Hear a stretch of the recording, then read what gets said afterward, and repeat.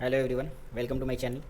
उम्मीद है आप सब बढ़िया होंगे और अपनी एग्ज़ाम की जो भी प्रिपरेशन है उसमें फुल बिजी होंगे और आपकी प्रिपरेशन भी बहुत अच्छे से चल रही होगी। नेक्स्ट मंथ से आपके बहुत सारे एग्ज़ाम स्टार्ट होने वाले हैं। सिलेक्शन पोस्ट है एसएससी का, फिर सीएचएसएल होगा, सीजीएल होगा, एमटीएस होगा। तो इस सभी एग्ज़ाम को देखते हुए हम लोग प्रैक्टिस करेंगे। मैथ्स के जितने भी अच्छे अच्छे सवाल हैं इन सारे एग्ज़ाम्स में पूछे गए हैं। और हाँ, एक इम्पॉर्टेंट खबर जो आपको पता ही होगा, जीडी का आंसर किया गया है। तो हमने सारे पेपर्स देखे हैं, इसमें जो भी क्वेश्चंस पूछे गए हैं इन सभी मैथ्स के सवाल में जो भी कुछ अच्छे सवाल हैं, वैसे तो काफ़ी नॉर्मल से सवाल पूछा गया है, लेकिन उसमें जो कुछ अच्छा क्वेश्चंस मिलेगा हमें वो लाएंगे और हम लोग यहाँ पे उसका सॉल्यूशन करेंगे। जीडी का जो आंसर किया है उसमें भी वही सवाल हैं जो पहले पूछे जाते थे, अभी भी वही पूछे गए हैं। एक दो नए सवाल वो हर एग्ज़ाम में होता है कि ऐसा वो डालते हैं बच्चों को एग्ज़ाम में कन्फ्यूज।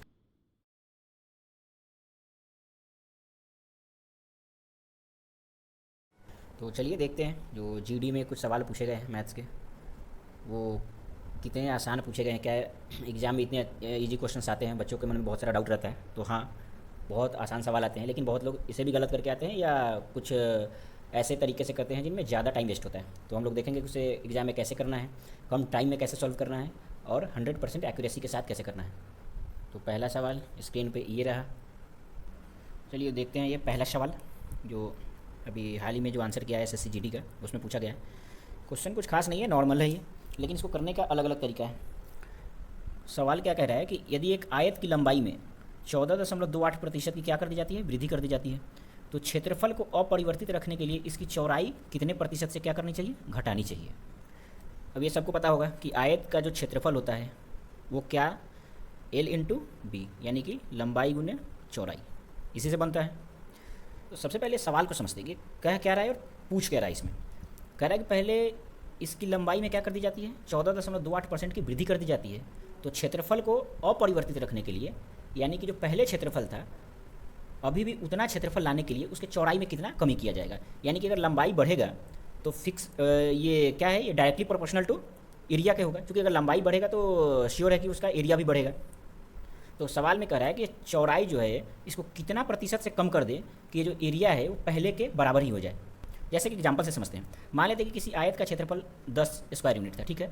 अब इसकी लंबाई में कुछ यूनिट क्या कर दिया गया, वृद्धि कर दिया जाता है, कुछ परसेंट का वृद्धि कर दिया जाए। जैसे सिंपल एग्जांपल के लिए समझते हैं कि इसको 20 कर दिया जाता है, यानी कि पहले एरिया 10, अब कितना 20।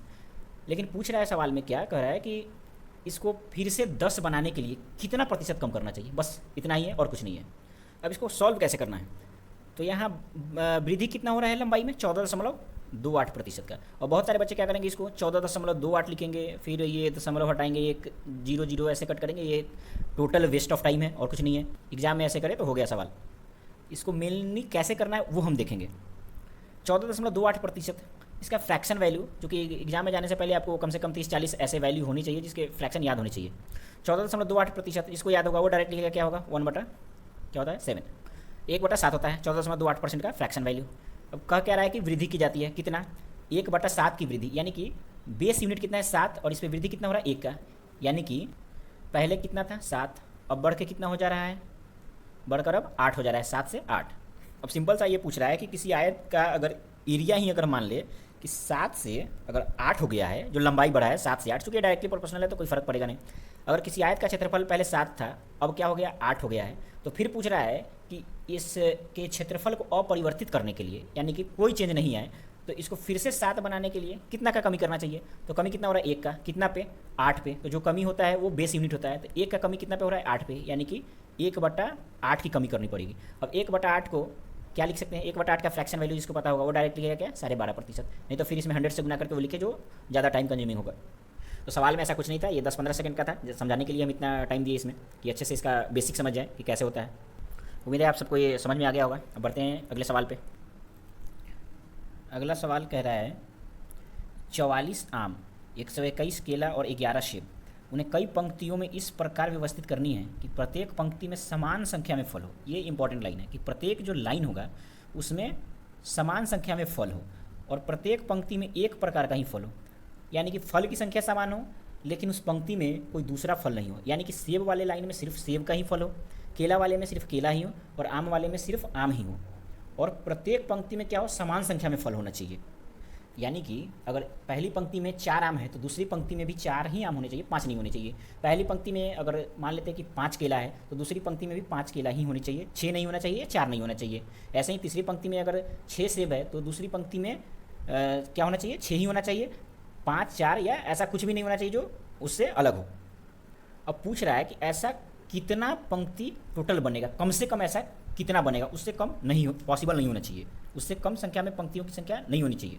तो पहले तो इस सवाल का बेसिक समझते हैं कि ये कैसे बनेगा, और बाद में लास्ट में हम देखेंगे कि एग्जाम में आए तो इसको कैसे करना है। सवाल में क्या कह रहा है कि पंक्ति में न्यूनतम संख्या कितनी होनी चाहिए। न्यूनतम होने का मतलब ये है कि एक पंक्ति में, एक लाइन में ज़्यादा से ज़्यादा फल ले ले। मान लेते हैं कि किसी क्लास में अगर 100 बच्चे हैं, अब वो कह रहा है कि उस 100 बच्चे को कम से कम न्यूनतम से न्यूनतम पंक्ति में खड़ा करना है। तो आप कितना खड़ा कर सकते हैं, कितना पंक्ति में खड़ा कर सकते हैं, तो हम कह रहे हैं कि कम से कम अगर खड़ा करना है तो हम 100 बच्चों को एक ही पंक्ति में क्या कर देंगे, खड़े कर देंगे। उससे कम तो कुछ नहीं हो सकता ना। तो वही सवाल में कह रहा है कि ऐसे इसको अरेंज करना है कि उससे कम पंक्ति की संख्या बने ही ना। तो हम क्या करेंगे, सबसे पहले कि ज़्यादा से ज़्यादा हम फल लेते हैं एक लाइन में। तो ज़्यादा से ज़्यादा लेने का मतलब क्या है, सवाल में ये भी कह रहा है कि प्रत्येक पंक्ति में समान संख्या में फल होने चाहिए। तो मान लेते हैं कि हम पहली जो पंक्ति है उसमें हम सेब को लेते हैं। क्या लेते हैं उसमें, सेब। अब सेब की संख्या है कितना, 11। तो हम पूरा का पूरा ले लेते हैं, क्योंकि जितना ज़्यादा लेंगे पंक्ति की संख्या उतना न्यूनतम होगा, और सवाल में वही पूछ रहा है। तो हम 11 सेब ले लिए। इसमें कितना सेब लिए, 11। ये ध्यान देने वाली बात है कि 11 सेब है, लेकिन पंक्ति की संख्या कितना है, 1। ये पहली पंक्ति में ही हम ले लिए 11 सेब। अब दूसरी पंक्ति में हम आम लेते हैं। दूसरी पंक्ति में अगर हम आम लेते हैं तो सवाल में ये कंडीशन दिए हुआ है कि सभी में फलों की संख्या क्या होनी चाहिए, इक्वल होनी चाहिए सभी पंक्ति में। तो पहली पंक्ति में अगर सेब 11 है तो आम वाले में भी पहली पंक्ति में आम की संख्या कितना होगा, 11 होगा। लेकिन आम की टोटल संख्या है कितना, आम का 44। तो ऐसा कितना पंक्ति बनेगा, 4। 11 का कितना पंक्ति बन जाएगा, इसका 4 बन जाएगा। अब जो तीसरी पंक्ति है, तीसरी जो संख्या है वो क्या है, केले की है। अब केला है तो इसमें भी हम क्या लेंगे, 11 ही लेना पड़ेगा प्रत्येक पंक्ति में, न एक कम और न एक ज़्यादा, क्योंकि क्वेश्चन में दिए हुआ है कि सभी पंक्ति में फलों की संख्या क्या होनी चाहिए, समान होनी चाहिए। तो 11 अगर हम पहली पंक्ति में केला लेते हैं तो टोटल केले की संख्या कितना, 121। तो 11 अगर करते जाए तो ऐसे टोटल पंक्ति की संख्या कितना बन जाएगा, 11, क्योंकि 11 गुने 11 कितना, 121 होता है। ऐसे बनता चला जाएगा 11। तो सेब का पंक्ति की संख्या कितना बना, 1। आम का कितना, 4, और केला का 11। तो 11, 4, 15 और 1, 16। ऐसे टोटल कितना बना, पंक्तियों की संख्या 16। ये तो हो गया बेसिक समझने के लिए कि ऐसा क्यों हुआ। अब देखते हैं कि एग्जाम में इसको कैसे करना है। ये 11 ही हम क्यों लिए, इसको समझते हैं। क्योंकि ये 11 ही वो संख्या है जो सभी का एक कॉमन फैक्टर है, और जब भी न्यूनतम संख्या पूछे तो उसका HCF निकालो। वो जितना नंबर दिया हुआ है, जैसे 44 है, 121 और 11 है, इसका एक कॉमन फैक्टर क्या होगा, वो होगा 11। ये सभी को डिवाइड करेगा। तो न्यूनतम जो कम से कम जो फल की संख्या होगी वो है 11। तो 11 अगर प्रत्येक लाइन में अगर फ्रूट्स रखेंगे तो 11, 4, 44, यानी कि आम कितने पंक्ति में आ जाएगा, 4। केला कितने में आएगा, 11 गुने 11, 121, यानी कि 11। और सेब 11 सेब अगर रखेंगे अगर हम एक पंक्ति में तो कितना, 1, यानी कि 11, 4, 15 और 1, 16। तो एग्जाम में आता है कुछ नहीं करना, न्यूनतम जैसे ही न्यूनतम संख्या पूछे उसका कॉमन फैक्टर लेना है, यानी कि HCF लेना है, और उससे सभी को डिवाइड करके ऐड कर देना है। तो इस सवाल में कुछ ऐसा नहीं है, लेकिन एग्ज़ाम में समझ सकते हैं कि प्रेशर होता है और थोड़ा सा कंफ्यूज कर सकता है ये सवाल, क्योंकि समान संख्या में फल की संख्या है और सिर्फ एक ही टाइप का फल एक पंक्ति में होना चाहिए, तो ये थोड़ा कन्फ्यूजिंग है। तो इस टाइप का क्वेश्चन 1-2 प्रैक्टिस करके जाइए। और भी बहुत सारे क्वेश्चंस हैं जो एग्ज़ाम में कुछ नया पूछा है, वो नेक्स्ट क्लास में हम लाएंगे, और उम्मीद करता हूँ कि आपको ये वीडियो बहुत अच्छा लगा होगा। तो मिलते हैं नेक्स्ट वीडियो में, तब तक के लिए अपना ख्याल रखिए, पढ़ते रहिए अच्छे से, और अपने टाइम का पूरा 100% यूटिलाइज़ कीजिए। तब तक के लिए अपना ख्याल रखिए और पढ़ते रहिए। ऑल द बेस्ट आपके नेक्स्ट एग्ज़ाम्स के लिए।